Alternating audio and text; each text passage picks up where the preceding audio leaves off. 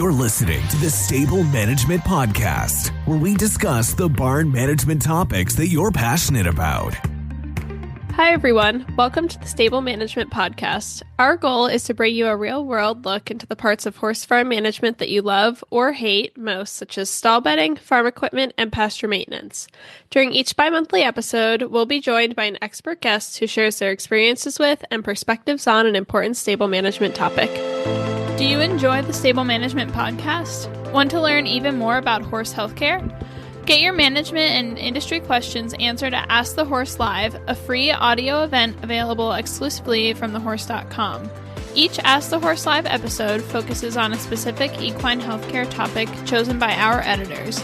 We gather leading veterinarians, researchers, and industry experts to tackle your toughest questions. You can also hear on-demand episodes of Ask the Horse on thehorse.com or wherever you get your podcasts. I'm your host, Hailey Kerstetter, and my guest today is Chad Soard from Trifecta Wildlife Services. Thank you so much for joining me today.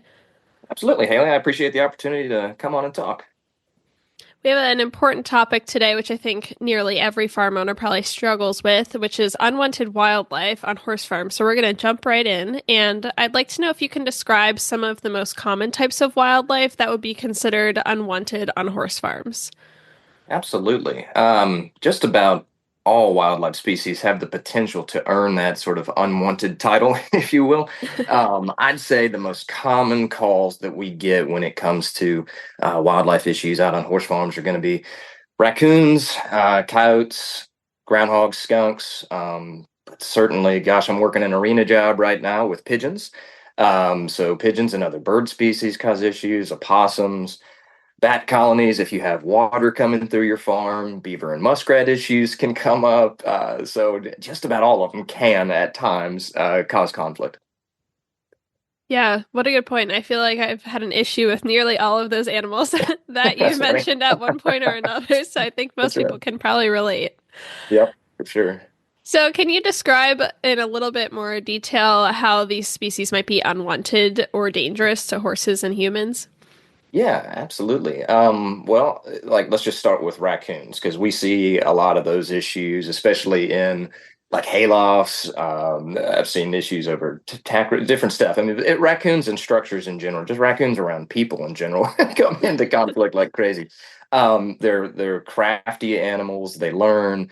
So they're great at outwitting, food storage tactics at times, but just their presence up in the haylofts. I mean, we have seen and removed absolutely massive fecal latrines, which is not only just gross at face value, right? But it's can cause issues from a health perspective. Raccoon roundworm is a real thing and stuff. So, but yeah, raccoons, just by their nature, they use latrines, where one or more of these animals will continually go back to the same spot and use the bathroom.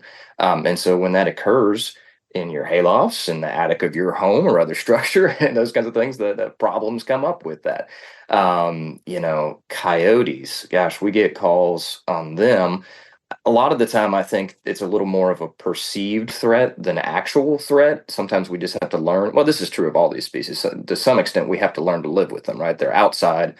The habitat's right for them. Their presence is always going to be there. So we have to decide when interventions, are necessary. But with coyotes, if you do have barn cats and stuff, which there's arguments before and against that in general, but coyotes will absolutely kill your cats. And so that can be an issue. They're not too much of a threat to horses. Typically, horses will kill coyotes. But we've heard of instances where horses got spooked and ran through fences and stuff, which that's a serious concern, right? So let's see, your groundhogs and skunks, the burrowing problems, that's just in their nature to burrow, of course, but we see issues where, of course, they'll just burrow under stall barns and stuff. But when they burrow under, stall mats, different concrete pads you might have in there, the ground suddenly is no longer supportive, right? And so uneven ground is not good for the structure. But it also, you don't want a horse putting a foot down a burrow. That can cause serious problems, of course.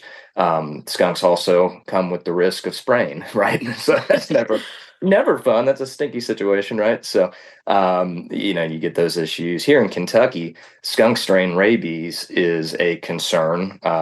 Different parts of the country have different strains that are the most prevalent. Of course, rabies is rabies, and all mammals can get it, but it's going to be most virulent in the particular, host species that's a strain for. So we have skunk and bad strain rabies primarily, and so you can, have spillover, into horses and other animals, just where they might interface.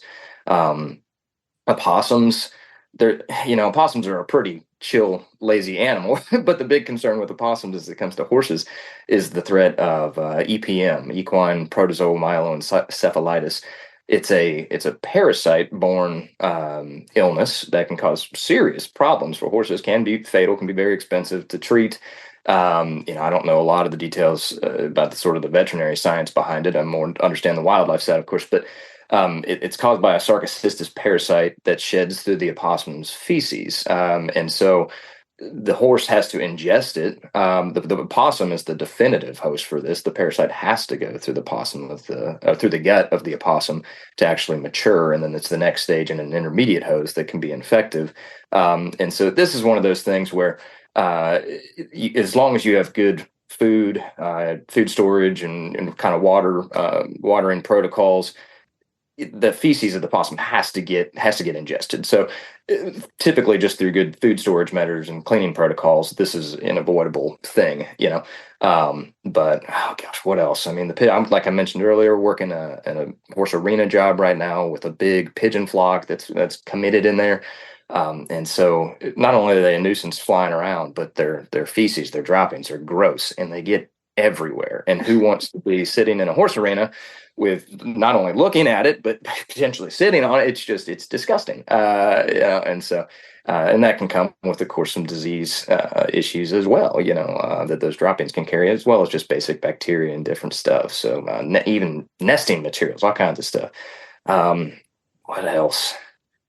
Beavers and muskrats, again, if you have any water, obviously beavers can dam stuff and cause flooding issues, depending, muskrats can cause issues where their dens can cause dam collapse or settlement issues, or if you have fountains, anything like that, they'll chew their rodents. So we have a pond right now we're working where muskrats have chewed the wiring going out to the fountain and stuff. So,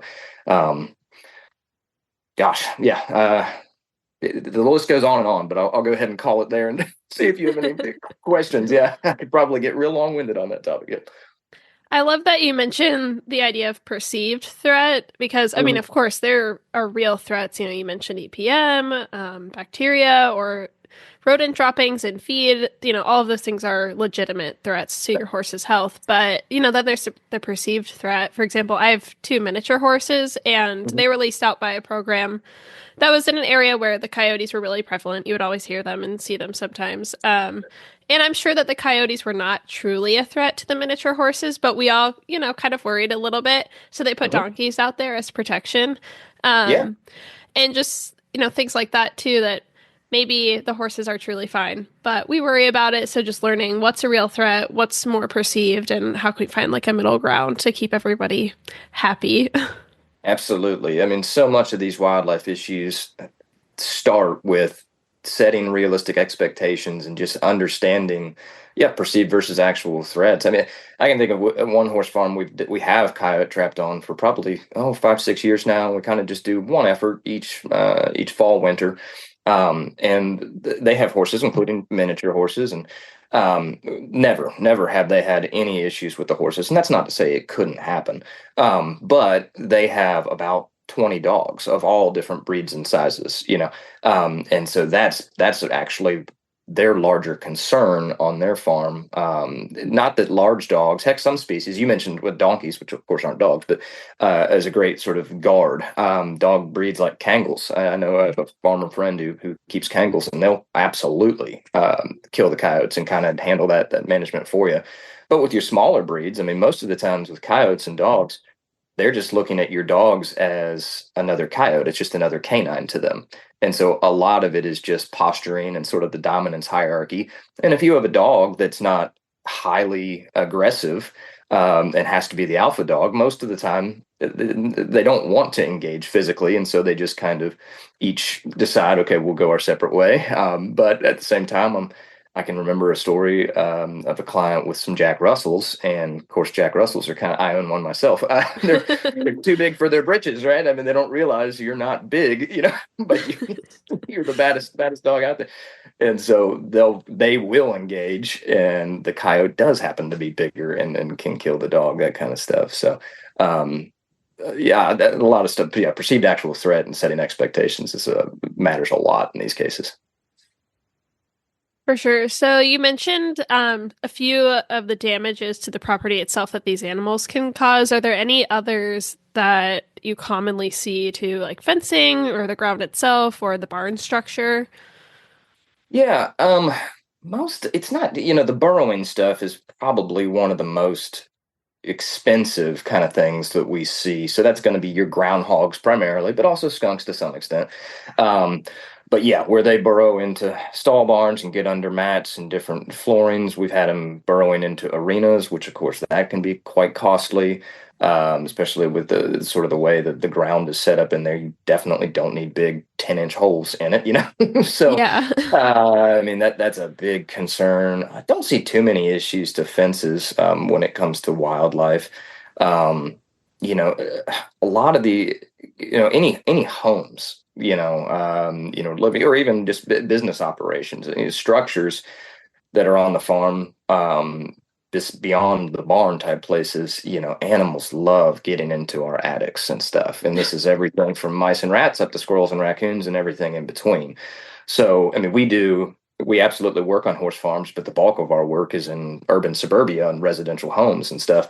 And so these same issues abound out on the farms. And so that's where you can see significant, many thousands of dollars kind of issue. I mean, rodents chew on electrical wires, right?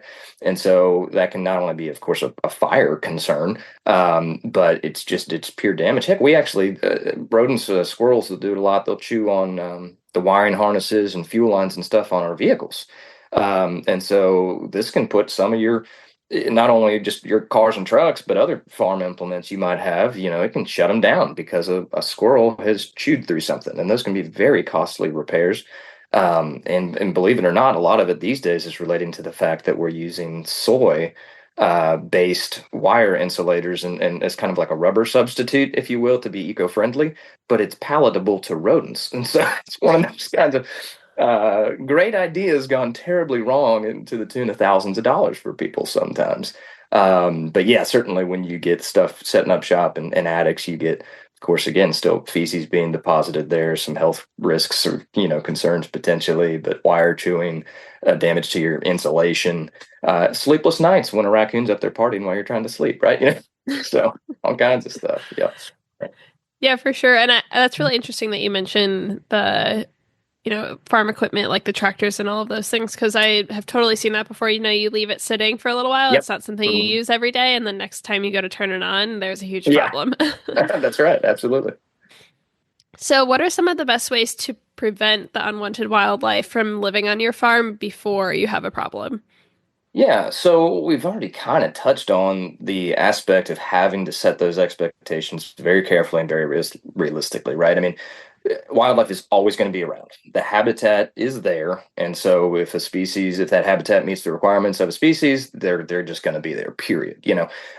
So sometimes you can modify the habitat, but that also depends on your sort of goals for your farm, right? I mean, you don't want to just acres and acres of paved, concrete. That's not going to look good, even though it's going to help deter some wildlife, and it's not going to be suitable for your horses or anything, So you kind of have to recognize, okay, this is what we've got. There's some concepts we talk about in biology. There's the carrying capacity of a landscape, and that's just how many individuals of a particular species that habitat can hold at any given time. And then we also have the social carrying capacity, and that's when you add humans into the equation. And so the social carrying capacity adds to that same definition of how many individuals of that species can be on this ground at this given time by saying how many individuals are humans willing to tolerate. So let's just say across a particular farm, let's just make an arbitrary number. Let's talk raccoons and say this farm can hold 50 raccoons at any given time. But when there's 50 raccoons, you're having issues abound where they're getting into your feed and they're pooping in the haylofts and just, getting in your attics. And it's you're dealing with way too much conflict, right? So you need to remove some of those raccoons to mitigate for that conflict. So let's say if there's 10 raccoons on that same landscape, even though the habitat can support more, well, when there's 10, you don't really see them too much. There's no issues. So that's kind of the social carrying capacity of it. So you kind of need to have conversations with your clients or whoever's doing the landscape management and recognize, okay, this is when interventions can be important. And this is other times where it's like, let's just understand that they're going to be there and leave them be. Because when you start getting into management efforts, like whether it's trapping or different wildlife exclusion methods, different deterrents, some work, some don't. You can have benefits, but it also can come at very significant cost, and so you kind of have to look at budgetary measures and all those things too. Other things that can come up is that when you do remove individual animals from a landscape, well, again, that habitat is still there and it's still good. So to some degree, you always create a vacuum effect, right? So you can't manage your neighbors, properties, right? So in time, the populations are always going to rebound, of these species. And so if you have individual animals on your farm and they're not causing you problems, oftentimes it's better to leave them be, right? Because their presence is keeping out the presence of others of their kind that might be the bad apple, right? So Yeah.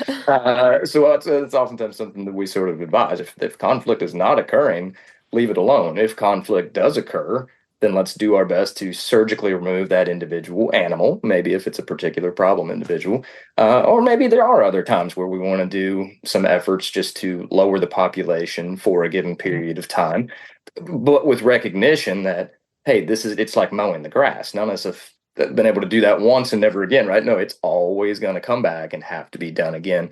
And sometimes I know species like coyotes, this has been well studied, when you do manage them and remove individuals, well, because then there's more resources for the individuals that remain in the environment, the females will have much larger litters. And so you can go from a situation where you might have, X number of coyotes on the landscape this year, but then because of your trapping effort, let's say you remove 20 or something, but it sounds like a good number, but then the very next year you could actually see more coyotes just because the reproductive effort is going to be more successful amongst those remaining females on the landscape. And so you kind of have to, you have to just look at the total equation for when these things make sense and when they don't. So it all comes back to expectations, I think more so than interventions, because the interventions, they're necessary at times, but you really have to look at, okay, what are the expectations and is this going to meet your goals for long-term management on your farm? Yeah. That's so interesting that if you remove some, I mean, it makes sense now that you say, if you remove some, there's more resources for more to come. But I never really thought about it that way. So it's almost like, is it worth the effort to remove the existing animals, whatever they may be, if there's just going to be twice as many the following year? Absolutely. Yeah. Yep. Is it something that you want to now carry as a long-term maintenance item and cost? If you really want to keep those numbers down, it becomes just an almost constant effort, Yeah, I can imagine it becomes a very expensive, both financially and time-wise endeavor. Absolutely. That's exactly right. So what do you do once you have an actual problem with unwanted wildlife? Say you have something digging holes in your barn and causing unstable ground, or maybe you have a rodent issue and they're getting into your feed and making it unsafe. Yeah, you got two options. You can either handle it in-house, right? If you or somebody on your staff or has the skill set to tackle these things, and a lot of the time you can learn, and heck, things like rodent management and stuff. I mean, you need to do it in-house because it just becomes so costly if you don't need a professional. But beyond that, then that's where these things fall to the realm of wildlife management professionals like our company. There's plenty of us around the entire country. We're all, we have the option. Many of us are members of the National Wildlife Control Operators Association, NUCOA for short. It's sort of our industry association. And so that can be a great resource. You can get on the NUCOA website. If you don't, have somebody in your area, if Google isn't showing you, any companies, and you can kind of search through them, as well as just get some general advice for, hey, here's some ways you might be able to tackle these things yourself, or hey, we can help you get in touch with a wildlife professional that's there in your area where you live. I always love when my guests share resources like that because I often hear from our readers or listeners that they just don't know where to go for help. So I always find that resources like that, or even like extension specialists with universities, can be helpful, at least with finding someone in your area who might be able to help you. I'm glad you said that too. Yeah, extension specialists. I know here, University of Kentucky has an extension, service, and they have a ton of great resources. So yeah, I'm glad you mentioned that because I forgot totally about them. Yeah. Are there any natural ways to deter unwanted wildlife? I know some people, like one of the most common things that I hear is people are worried with rodents mainly if they set certain traps or put out different types of poisons. They're worried about cats or dogs getting into it. So are there any solutions for those types of problems?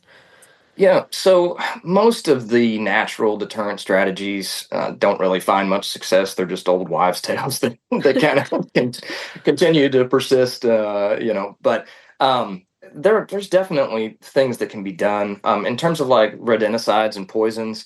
I agree. I mean, there's plenty of old poisons and stuff that have no business being used because of secondary toxicity and stuff. And so, the mouse or rat dies, but then the cat eats it, and the cat gets the poisons in its system, and it dies, and then the birds of prey get so there's definitely horrible issues when it comes to that. But most of the professionally manufactured rodenticides that you can get from pest control operators, they are designed to be lethal to the rodents, and not carry a secondary toxicity within the tissue of those rodents, so that it is safe for then, dogs, cats, other wildlife, your different scavengers, your possums, foxes, different stuff like that are not, it's of no threat. So we are not a pest control company here in Kentucky. We do purely wildlife.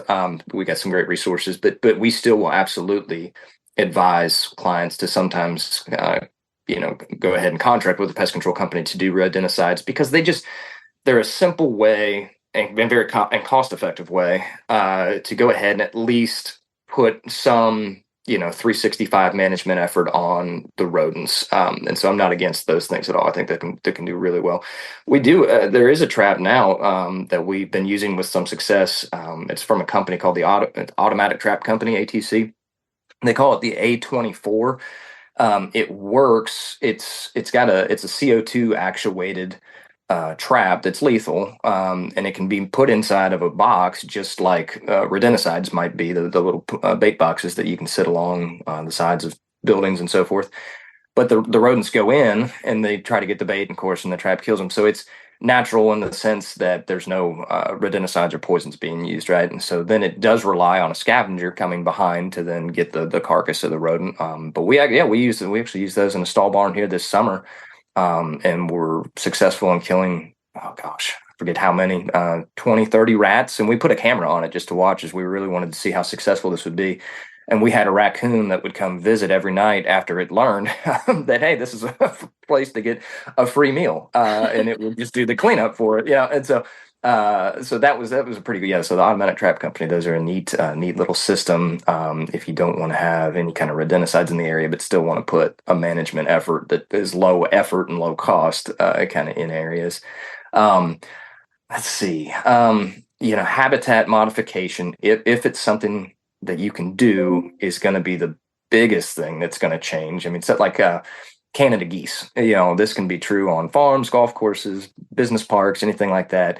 When you mow down to the water and it's just a quick, low pitch transition from water to grass to pasture or whatever, the Canada geese love that because line of sight is wide. They can see predators well before they ever get to them and take off or get on the water.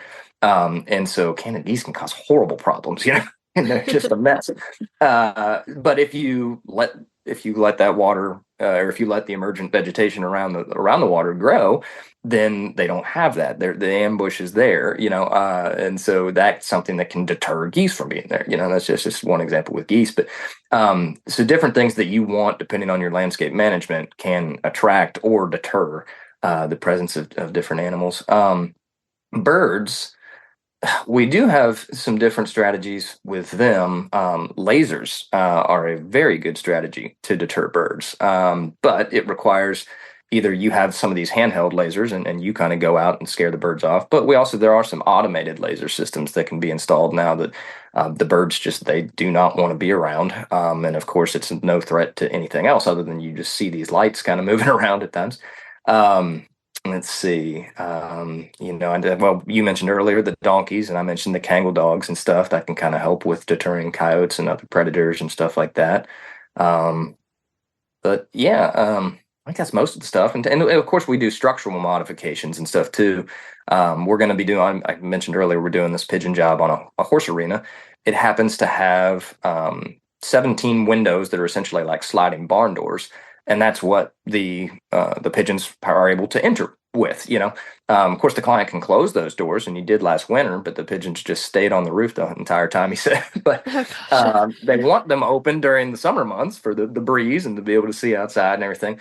So what we're going to do is after we finish removing the pigeon flock, we're going to install bird nets, which for all intents and purposes, they're going to function as screens. And so they're a very low profile, heavy duty cloth type net, 3/4 inch mesh that we just install on a cable system in each of these. So they'll be able to open those windows up, still have the view, still get the breeze, but it's going to deter any ability for not just the pigeons, no birds will be able to get in there now, which is a positive because right now there's just poop all over there, which is not aesthetic, not healthy. It's a mess. Yeah. So there's always options. Yeah. Yeah. I like that option. That's so cool. I mean, I don't think I can think of a single barn that hasn't had an issue with pigeons or other birds at one point or another. So I'm sure most people can relate to that. Absolutely. Yeah. So we're coming to the end of our time, but I have one more question for you. It's something I ask all of my guests about their respective topic, and that would be what is one common misconception you often hear about unwanted wildlife on horse farms?